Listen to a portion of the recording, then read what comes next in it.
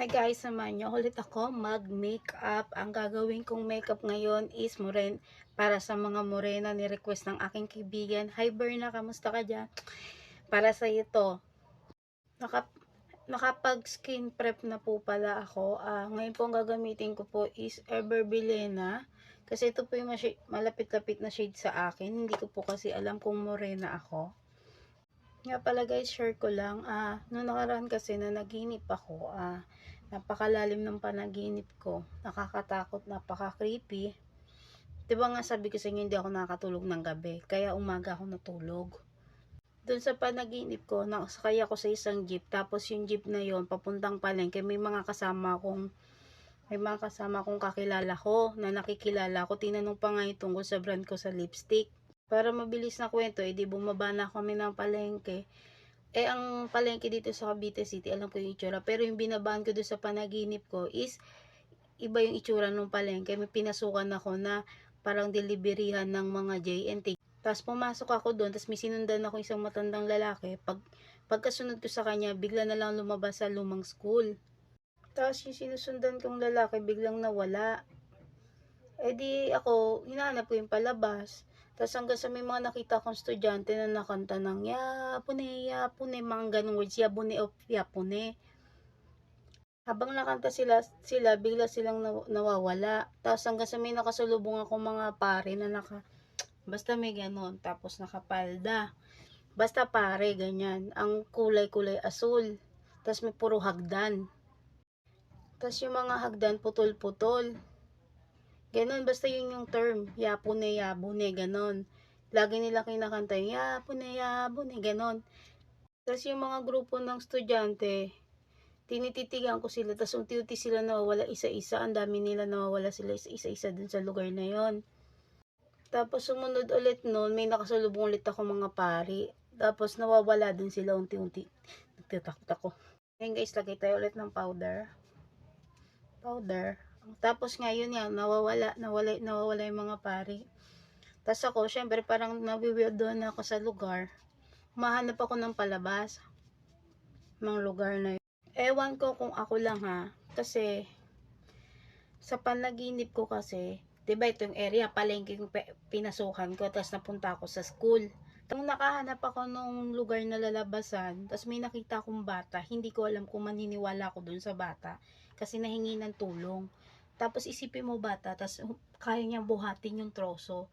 Kahit panaginip ko siya, iniisip ko, kung tutulungan ko ba siya o hindi, kasi nga bata, tapos nabuhat niya yung troso, kasi tubig yun eh, parang tutulay siya sa troso. Ngayon, siya nabuhat niya, tapos ako, sabi ko, sige, tulungan kita, ganun. Ang gagamitin ko sa aking mukha, sa lips, saka sa eyelid is terracotta.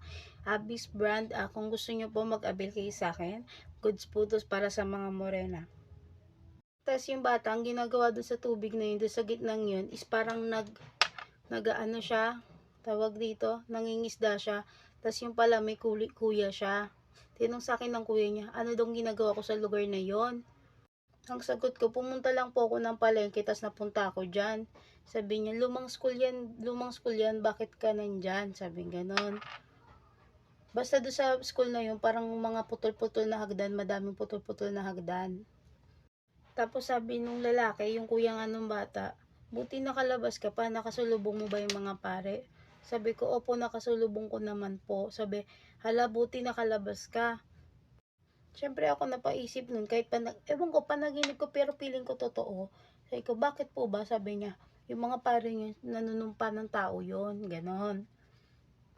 Tapos habang kinakausap ko siya, paulit-ulit yung salitang yapon, basta ganun yung word, ganun yung term. Di ako, dali-dali ko, di ako sabi ko, tinanong ko kung ano yun, hindi naman nasagot. Hanggang sa may tumawag sa akin, di nagising ako sa totoong buhay, nagising ako. Tapos sinearch ko yung yapone, yan sinearch ko. Ang lumabas, evil spirit ang ibig sabihin. Tapos ako nung nabasa ko yun, ay ko, what the, ano yun, ano ibig sabihin ng panaginip ko? Di ako nagkaroon ng takot, tapos nagdasal agad ako sa Panginoon na bakit ako na naginip ng ganon. Isip din ako, 'di ba? May kasabihan minsan ng mga matatanda na kapag ikaw natulog na yung paa mo na sa pinto masama. Nung time na yun, natulog ako, yung ulo ko nasa hagdan. Iniisip ko, baka yung hagdan na pinakita doon is about doon kung saan ako natulog. Kaya napaisip ako, sabi ko, God, ano ba to? Parang ang weirdo nung panaginip ko. Guys, wait lang, hintayin natin siya maset. Habang nagsiset siya, lagyan natin siya ng bronzer dito. Naglagay tayo dyan bronzer. Yun na nga, balik tayo, no? Sabi ko, baka dahil yun sa higa ako, kaya ganon. Di ba nga hirap ako matulog? Kapag inaantok ako, kung saan ako maabutan ng antok, doon na talaga ako natutulog. Kahit sa banyo pa yan, basta makatulog lang ako kasi hirap na hirap ako matulog. Yun, di sabi ko, ano ba to? Ang pangit naman nung ginawa ko. Lagay tayo dito bronzer, guys, para kunwari matangos. Hindi ko alam kasi kung morena ba ako maputi eh. Minsan kasi tingin ko sarili ko maputi, minsan tingin ko maitim. Kaya hindi ko alam. So, yan, basta binalagay ko para sa morena. Kunyari maitim ako, yan. Diba? Yan guys, nag-set na siya. Maglagay naman tayo ng red moon. Dito lang, konti lang tayo maglalagay. Yan. Yan. Kaya guys, payo ko sa inyo, bago talaga tayo matulog is magdasal tayo. Kasi that time, hindi ako nakapagdasal kasi nga, parang bigla na lang ako nakatulog, ganun. Dasal talaga ang kailangan. Kaya yung nabasa ko yung meaning nun, nung yapon eh. Nagdasal agad ako, humingi agad ako ng tawad sa Diyos kasi hindi ako lumapit sa Kanya bago ako magtulog, ganun. Kailangan talaga natin ng dasal. So yun guys, nga pala, balik tayo sa makeup, no. Ang ginamit ko sa aking mata na mascara is Everbillion na Volume Curl Mascara. Yan ang ginamit ko. Hintayin ko lang siya matuyo. Nagpapawisan ako guys kasi ang ingay kasi sa taas kaya hindi ako doon nakapag... May ginagawa kasing bahay dun sa kapitbahay namin. Ginagawa yung bahay nila kaya hindi ako doon makapag-record kasi naririnig yung pukpukan nila doon. Yung palo-palo nila. Baka ma-restrict tayo. Basta yun. Ayan, highlight. At ayun nga guys, ito yung nagawa kong makeup. Pa-finalize ko lang to and magbabalik ako.